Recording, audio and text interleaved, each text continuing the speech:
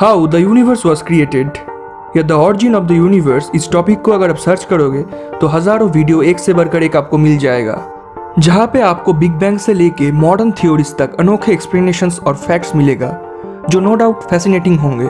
लेकिन आज की इस वीडियो में आज हम कुछ और चीज़ के बारे में बात करेंगे। नहीं मतलब कोई क्लिकबेट नहीं है, आपको यूनिवर्स की क्रिएशन ही बताया जाएगा, लेकिन एक छोटी सी स्पेसिफिक फैक्ट के जरिए जो थोड़ा सा अलग हो सकता है उन वीडियोज से।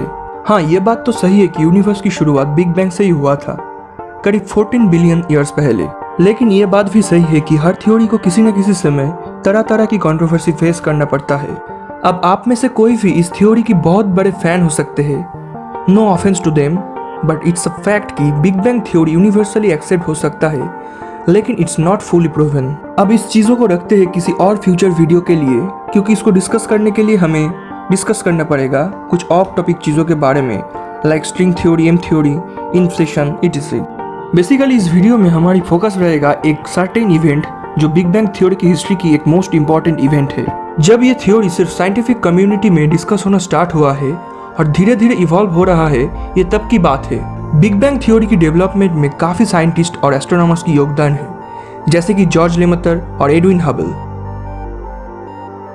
इस थ्योरी की दो मोस्ट इंपॉर्टेंट फिगर थे रशियन अमेरिकन फिजिसिस्ट जॉर्ज गैमो और ब्रिटिश एस्ट्रोनॉमर फ्रेड हॉयल। दोनों ही 20वीं सेंचुरी की जाने माने फिजिसिस्ट थे और इस थ्योरी की इवोल्यूशन और वर्ल्ड वाइड रिकॉग्निशन इनकी एफर्ट की वजह से ही संभव हुआ था। अब आगे चल के आपको पता चलेगा कि बिग बैंग थ्योरी में कंपैरेटिवली फ्रेड हॉयल की कंट्रीब्यूशन था काइंड ऑफ इनडायरेक्ट, लेकिन जो भी हो हम उसको किसी तरह से छोटा नहीं कर सकते। जॉर्ज गैमो को साइंटिस्ट कम्युनिटी में कॉस्मिक जेस्टर नाम से भी जाना जाता है।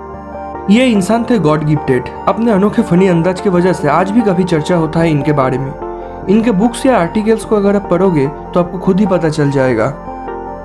बिग बैंग की शुरुआती दौर में बिग बैंग न्यूक्लियोसिंथेसिस, जिसको वो न्यूक्लियो कॉस्मोजेनेसिस कहते थे, उसके ऊपर उन्होंने एक सिग्निफिकेंट कंट्रीब्यूशन दिया था। अब शायद आप सोच रहे हैं न्यूक्लियोसिंथेसिस क्या है, वो भी हम डिस्कस करेंगे बाद में। तो जॉर्ज गैमो की रिसर्च वर्क्स और एक्सपेरिमेंटेशन की एक मोस्ट इंपॉर्टेंट टारगेट था न्यूक्लियोसिंथेसिस को एक्सप्लेन करना। इन शॉर्ट, न्यूक्लियोसिंथेसिस है वो प्रोसेस जिससे एटॉमिक न्यूक्लियस का जन्म होता है and then all the elements. हम जब इस टर्म को यूज करते हैं तो ज्यादातर ही हम गैमो की न्यूक्लियोसिंथेसिस यानी बिग बैंग न्यूक्लियोसिंथेसिस को ही इंडिकेट करते हैं, जो एक्सप्लेन करता है कि किस तरह बिग बैंग के बाद एलिमेंट्स का जन्म हुआ। अब इस प्रोसेस को डिस्क्राइब करने के लिए गैमो ने सबसे पहले जिस आइडिया को सामने लाया था, उस हिसाब से बिग बैंग की अनबिलीवेबल हीट प्रोडक्शन के अंदर ही पूरा का पूरा पीरियोडिक टेबल यानी कि सारी नॉन एलिमेंट जिससे हम सब बने हैं और जिससे पूरा यूनिवर्स बना है, उसका जन्म हुआ था। एक हाइड्रोजन बॉम्ब की तरह ही बिग बैंग को भी उन्होंने इमेजिन किया था एज अ स्पॉट जहां पर इमेंस न्यूक्लियर फ्यूजन चल रहा है। जिनको न्यूक्लियर फ्यूजन क्या है नहीं पता, उनको शॉर्ट में बता देते हैं कि इट्स अ प्रोसेस जिसमें एटॉमिक न्यूक्लियस एक के बाद एक ऐड होकर हायर एलिमेंट्स प्रोड्यूस करता है, जैसे कि हाइड्रोजन से हीलियम, उसके बाद कार्बन, बेरिलियम, एटसेट्रा। एक इम्पॉर्टेंट फैक्ट, यह प्रोसेस हर एक स्टार पर कॉन्स्टेंटली चलता है और इसके चलते हर एक बर्निंग स्टार अपने जगह पर बिलियंस ऑफ ईयर्स तक टिका रहता है और अनइमेजिनेबल पावर प्रोड्यूस करता है। गैमो का मानना था बिग बैंग को अगर हम इस तरह इमेजिन करें तो इट्स पॉसिबल कि इसकी इनिशियल मोमेंट्स पर उसमें भी ऐसे ही सेम फ्यूजन प्रोसेस से सारी एलिमेंट्स तैयार हुए थे। अब बिग बैंग थ्योरी में गैमो का ये एडिशन था लिमिटेड। नहीं, ये गलत नहीं था, लेकिन कुछ लिमिटेशंस उनके और उनकी कॉलीग्स को एक बड़ा प्रॉब्लम फेस करने में मजबूर किया। जनरली न्यूक्लियोसिंथेसिस के बारे में अपने कैलकुलेशन बिल्ड करने के समय उनको रियलाइज होता है कि 5, 8 और उससे बड़े मास नंबर के एलिमेंट्स इस प्रोसेस में तैयार नहीं हो सकते। यह चीज़ आगे चल के उनकी प्रोग्रेस को हॉल्ट कर देता है, क्योंकि कोई सॉल्यूशन नहीं मिल रहा था इस लिमिटेशन को हटाने का। यहाँ पे अपने थ्योरी और कैलकुलेशन से साइंस कम्युनिटी को चौंका देने वाला था फ्रेड हॉयल, जिनका नाम हमने शुरू में सुना था। उनके आइडियाज बिग बैंग की इस ब्लंडर को हटाना नहीं था, बल्कि बिग बैंग थ्योरी को डिफीट करना था उनका टारगेट। एक ब्रिटिश एस्ट्रोनॉमर और 20वीं सेंचुरी का एक अनोखा थ्योरिस्ट फ्रेड हॉयल था एक कॉन्ट्रेरियन। कोई भी ट्रेडिशनल कॉन्सेप्ट या थ्योरी को चैलेंज करने से ये इंसान कभी पीछे नहीं हटते थे और उनकी वर्क लाइफ में सबसे ज्यादा उन्होंने लड़ाई की है बिग बैंग थ्योरी के खिलाफ। गैमो की बिग बैंग न्यूक्लियोसिंथेसिस में जिस लिमिटेशन के बारे में हमने अभी बात की है, उसके साथ बिग बैंग थ्योरी की कैलकुलेशन में था एक और गलती। एडविन हबल, जिनकी बदौलत हमें पहली बार पता चला कि हमारी यूनिवर्स एक्सपेंड हो रहा है, उन्होंने यूनिवर्स की एज कैलकुलेट किया था 1.8 बिलियन ईयर्स, जो फिजिकली इम्पॉसिबल था, क्योंकि जियोलॉजिकल डिस्कवरी से ही हमें पता था कि सिर्फ हमारी सोलर सिस्टम का उम्र उससे कई गुना ज़्यादा है, तो कैसे यूनिवर्स उससे यंग हो सकता है। अब इन दिनों लिमिटेशंस को देखते हुए हॉयल ने अपनी रिसर्च शुरू किया बिग बैंग थ्योरी को डिथ्रोन करने के लिए। हॉयल ने जो आइडिया सामने लाया था उसको हम स्टेडी स्टेट थ्योरी के नाम से जानते हैं। इस थ्योरी को सिंप्लीफाई करें तो ये कहता है कि यूनिवर्स कोई एक पॉइंट से तैयार नहीं हुआ, बल्कि यूनिवर्स हमेशा से ही एक तरह था और हमेशा रहेगा। इट इज इटर्नल, और जैसे जैसे यूनिवर्स एक्सपेंड होता जाएगा वैसे नया एलिमेंट प्रोड्यूस होता जाएगा। अब उन्होंने इसका एक्सप्लेनेशन नहीं दे पाया कि कैसे आउट ऑफ नाउहेयर एलिमेंट प्रोड्यूस हो सकता है, लेकिन उनका मानना था कि बिग बैंग की तरह एक छोटा सा जगह से एक्सप्लोशन होकर सब एलिमेंट्स जन्मा है। इससे अच्छा है ये मानना कि एलिमेंट्स बाद में एक्सपेंडिंग यूनिवर्स में अपने आप जन्मा है। अब एक इंटरेस्टिंग फैक्ट कि बिग बैंग ये नाम भी फ्रेड हॉयल ने ही दिया है। हाँ, it's a kind of ironical, लेकिन ये बात भी सही है कि बिग बैंग थ्योरी के सबसे बड़ी एनिमी ही उसका नाम दिया है। एक्चुअली एक बीबीसी लेक्चर के दौरान उन्होंने बिग बैंग के बारे में बताने के समय इसको यानी बिग बैंग नाम को एक सरकास्टिक वे में यूज किया था। बाद में इस नेम को चेंज करने के बारे में बहुत लोगों ने सोचा था, लेकिन कोई suggested name big bang word से अच्छा इस इवेंट या थ्योरी की एसेंस को नहीं कैप्चर कर पाया। सो आज हम इसको इस नाम से ही जानते हैं। By the way, back to the point, steady state theory के हिसाब से एलिमेंट्स बिग बैंग मॉडल की तरह एक एक्सप्लोशन में तैयार नहीं हुआ, बल्कि स्टार्स में इनका जन्म होता है, जिसको हम कहते हैं स्टेलर न्यूक्लियोसिंथेसिस।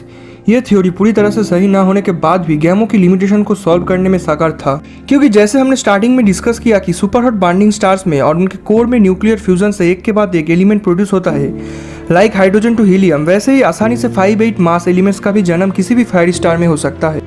और अगर उससे भी हेवी एलिमेंट्स की बात करें, लाइक यूरेनियम, जो नॉर्मल फ्यूजन प्रोसेस में बन नहीं पाया, उसका भी सॉल्यूशन इसी मॉडल में है। जब कोई स्टार फ्यूल खत्म होने के बाद कोलैप्स करता है और सुपर एक्सप्लोशन में दाखिल होता है, जिसको हम सुपरनोवा बोलते हैं, उसमें इतना मैसिव अमाउंट ऑफ हीट होता है कि वो सारे हेवी एलिमेंट्स इसमें कुक्ड हो सकते हैं, मतलब तैयार हो सकता है। हॉयल के डेमोन्स्ट्रेशन इतना ग्राउंड ब्रेकिंग था कि गैमो भी इसको एडमायर करने लगे थे। वैसे स्टेडी स्टेट थ्योरी भी पूरी तरह फ्रेश था, ऐसे बात नहीं है। इसमें भी कोई एक्सप्लेनेशन नहीं है कि अचानक कहाँ से एलिमेंट्स प्रोड्यूस हो सकता है, या अगर होता भी है तो हाउ इट्स पॉसिबल कि यूनिवर्स में हीलियम, जो एक मोस्ट इंपॉर्टेंट कंपोनेंट गैस है, वो यूनिफॉर्मली यानी एक जैसा हर तरफ फैला है।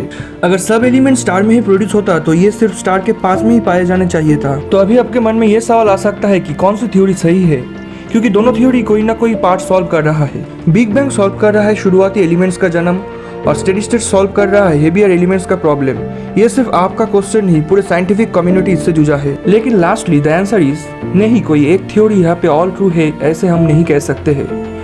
यूनिवर्स की क्रिएशन के बारे में अगर हमें डिस्कस करना है तो दोनों थ्योरी ही पार्टली सही है, पार्टली गलत। गैमो की इमेजिनेशन की तरह नॉर्मल एलिमेंट्स बिग बैंग में ही प्रोड्यूस हो सकता है, और हॉयल की डेमोन्स्ट्रेशन की तरह हेवियर एलिमेंट्स जो बिग बैंग में नहीं प्रोड्यूस हो पाया, वो स्टेलर न्यूक्लियोसिंथेसिस यानी स्टार की फ्यूजन प्रोसेस के दौरान और उससे भी हेवियर एलिमेंट स्टार की डेथ के टाइम प्रोड्यूस हो सकता है। यानी एक तरह से देखा जाए तो हमें कंक्लूड करना होगा ये बोल के कि दोनों थ्योरी अपने आप में सही है, और दोनों ही एक क्रिएशन प्रोसेस की दोनों पजल पीसेस को एक साथ जोड़ा है। So at the end of the day हमें इस दोनों जीनियस को ही सैल्यूट करना पड़ेगा फॉर देयर अनडिनाइबल कंट्रीब्यूशन।